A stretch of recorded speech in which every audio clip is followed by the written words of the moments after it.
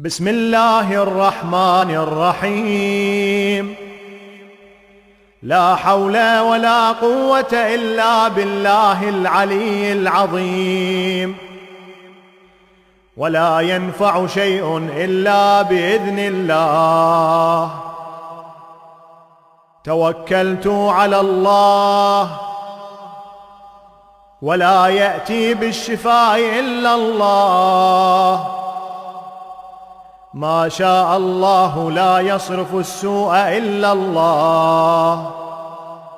حسبي الله الذي خلقني فهو يهديني، والذي يطعمني ويسقين، وإذا مرضت فهو يشفين. وننزل من القرآن ما هو شفاء ورحمة للمؤمنين. اللهم ارزقنا العافية، اللهم ارزقنا العافية، اللهم ارزقنا العافية. لا تفرق بيننا وبين العافية يا خالق العافية، برحمتك يا أرحم الراحمين.